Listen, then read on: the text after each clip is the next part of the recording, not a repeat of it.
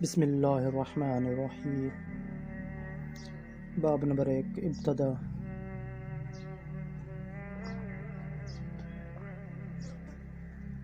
یہ کہانی دنیا کے 1000 سال پرانے کتاب میں درج ہر ایک لفظ میں آپ کو بتانے والا ہوں وہ سچ پر مبنی ہے۔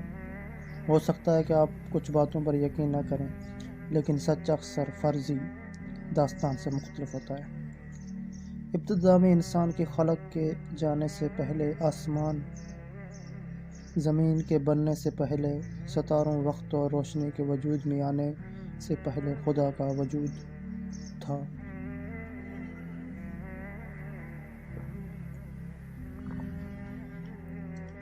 وہ بغیر ابتدا کے ازل سے موجود تھا، لیکن وہ تنہا نہیں تھا۔ خدا ثالوث کے طور پر اپنے آپ سے ہم کلام ہوتا تھا، لیکن خدا اپنی زندگی بانٹنا چاہتا تھا۔ وہ دوست سے اوپر پڑوسی بنانا چاہتا تھا۔ بائبل بیان کرتا ہے کہ خدا نے شروع میں بے شمار قسم کے فرشتوں کو خلق کیا تاکہ وہ اس کے تخت کے گرد اس کی حمد کریں، لیکن ان میں سے ایک جو لوسیفر کہلاتا تھا، اس نے ایک تنہائی فرشتوں کے ساتھ بغاوت کی۔ خدا نے ان سب کو آسمان سے گرا دیا اور لوسیفر کا نام بدل کر شیطان رکھ دیا۔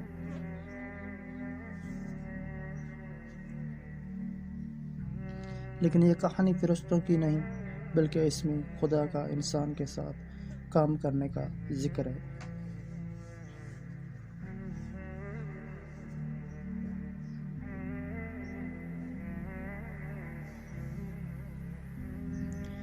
ابتدا میں خدا نے زمین اور آسمان کو بنایا، اور زمین ویران و سنسان تھی، اور خدا کی روح پانی کی سطح پر جمس کرتی تھی۔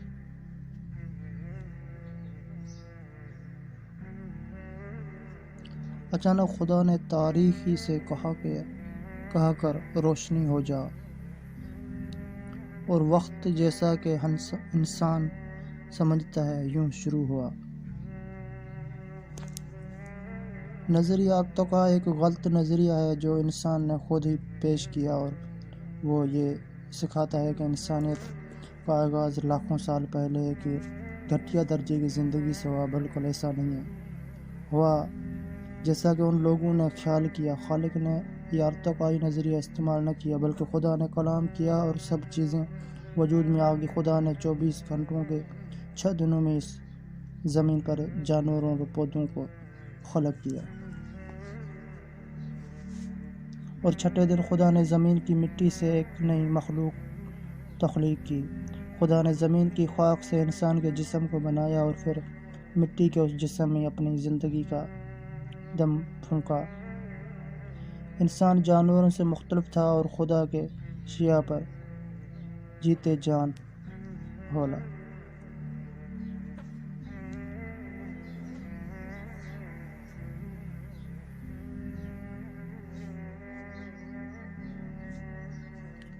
خدا نے نئی مخلوق کو انسان کہا اور اس کا نام آدم رکھا۔ خداوند نے اس سب پر جو اس نے بنایا تھا نظر کی اور کہا کہ وہ بہت اچھا ہے۔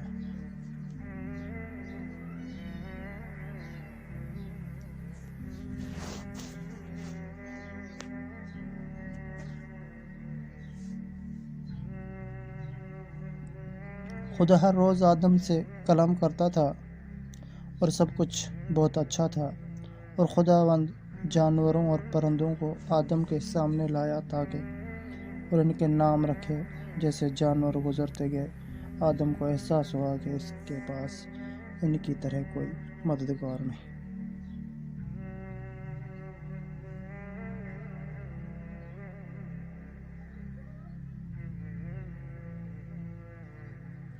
اور خدا نے کہا، میں آدم کے لیے اس کی مانند ایک مددگار بناؤں گا۔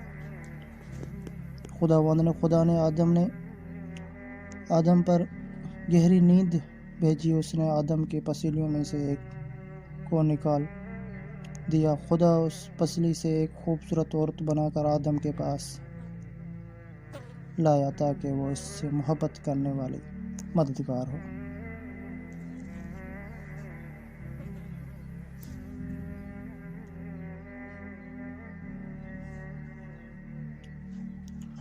خدا نے آدم کو جھکایا اور عورت کو آدم کے پاس لایا۔ خدا نے آدم کو جگایا اور عورت کو آدم کے پاس لایا اور ان سے کہا کہ پھولوں اور بڑھو اور زمین کے معمور و حکم کرو۔ اور آدم نے اپنے خوبصورت بیوی کا نام ہوا رکھا۔ یہ میری ہڈیوں میں سے ہڈی اور میری گوشت میں سے گوشت ہے۔ آدم اور ہوا دونوں ننگے تھے، لیکن وہ اور بچوں کی طرح اپنے ننگے پن سے ناواقف تھے۔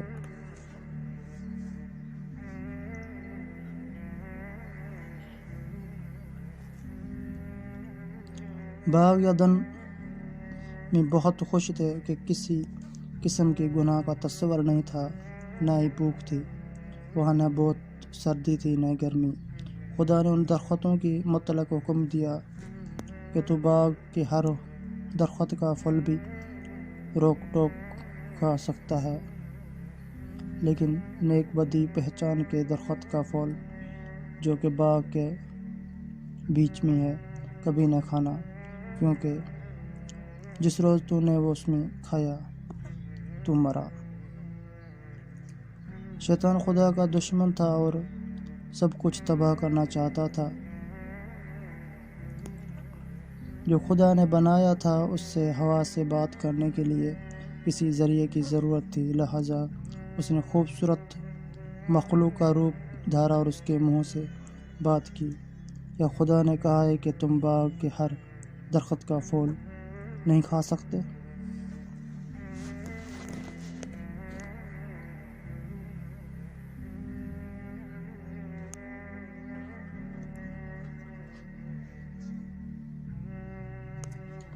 اس نے کہا کہ اس ایک درخت کے علاوہ ہم باغ کے ہر درخت کا پھل کھا سکتے ہیں، لیکن اگر ہم نے اسے چھوا تو ہم مر جائیں گے۔ شیطان ہاں تم ہرگز نہ مرو گے، جب تم یہ کھاؤ گے تو خدا کی مانند ہو جاؤ گے، یہ تمہاری آنکھیں کبھی ہماری طرح کھل جائیں گی۔ وہ درخت کھانے کے لیے اچھا اور آنکھوں کے خوشنما دکھائی دیتا ہے اور عقل بخشی کے لیے خوب ہے، لیکن خدا نے تو اس پھل کو کھانے سے منع کیا تھا، لیکن جو نیک و بد کو نہیں جانتے تھے۔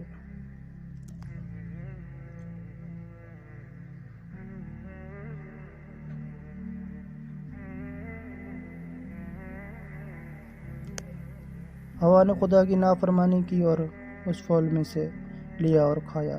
اس کے بعد ہوا کو معلوم ہوا کہ اس کے ساتھ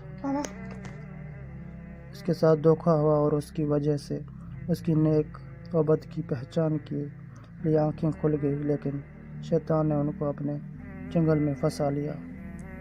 یہ کہانی ابھی ختم نہیں ہوئی، آگے انشاءاللہ نیکسٹ ویڈیو میں آپ کو بتائیں گے۔ Please subscribe the channel, like the video. Allah حافظ۔